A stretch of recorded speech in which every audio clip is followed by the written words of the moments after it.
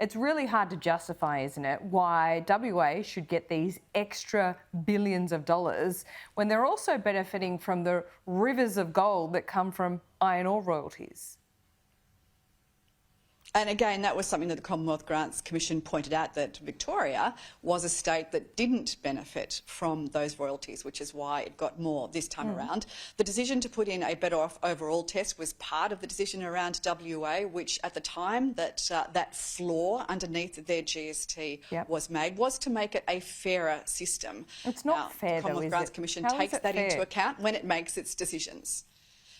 Well, the Commonwealth Grants Commission takes that into account when it makes its decisions on the GST carve-up. The decision to continue the no worse off test has been one of Jim Chalmers. It was a 3-year transition decision.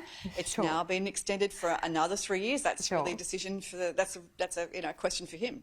Yeah, well, kind of. This is legislation, as I say, that was imposed by Morrison when he was Treasurer, and the Commonwealth Grants Commission can only make decisions on the parameters the federal government sets.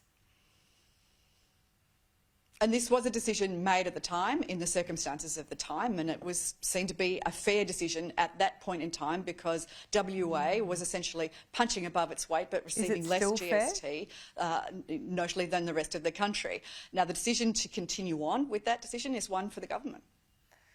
Okay, do you think it should maybe come to the end of its life then? Would you extend it? Well, that's a decision for the government, and we are not the government, we are the opposition. When we put that position in place, it was because it was a fairer way to carve up the GST. WA was missing out, it was being unfairly treated. Now the decision is one for the government to make. Okay, let's talk about nuclear now. There was a promise from Labor before the last election that energy bills would be $275 cheaper. If you go down this nuclear path, when are people's bills going to be cheaper and by how much?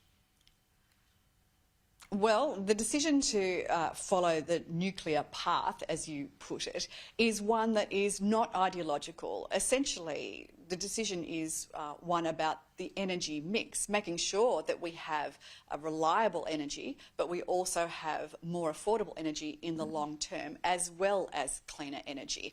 We know that the decision to reach net zero by 2050 that's been made by other countries has been supported in more than 30 of them by nuclear energy. And in fact, there's 50 that are considering that as part of their mix on the pathway to net zero by 2050. The fact that Australia has not gone down this route is simply a matter of ideological belligerence. Labor's opposition to nuclear energy, even just to something as basic as lifting the moratorium, seems to be both illogical but also incoherent and inconsistent. If you want that pathway to net zero by 2050 to make sure that we have a reliable energy grid as well as a cleaner and greener energy grid, well, why would you not consider nuclear as part of the solution? And I say part of the solution intentionally. Renewables are going to be fundamentally important to our energy mix in the future.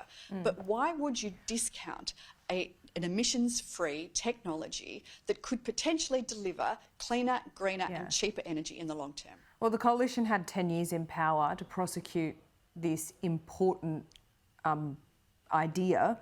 Why didn't you? It's pretty hard to do from opposition. And one of the things that we did prosecute when in government was that idea that economics, not ideology, economics and engineering, not ideology, should determine our energy mix. Economics and engineering have now come a long way just in the last decade alone.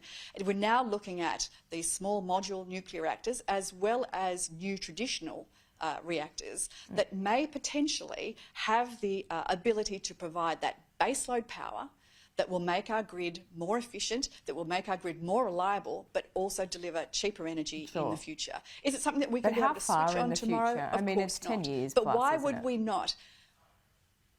Well, not necessarily. There is demonstrations around in other countries. I think that Ted O'Brien raised the UAE, for instance, that had a nuclear reactor up within 3 years.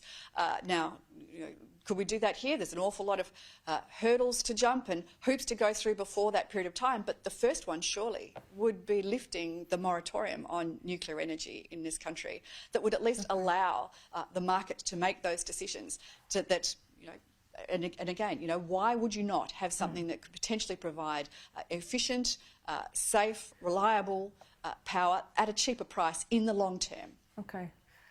Bit of explaining to do, prosecuting to do over the next couple of months and years, I might suggest. But Jane Hume, good to start it or keeping it going here. We'll speak to you soon. There will be much more. There'll be much more, Laura. I promise you. Watch this space. Right. But we're not announcing policy on your program today. But there will be more very soon. A shame. We always like that to happen. So I'll press you for next time.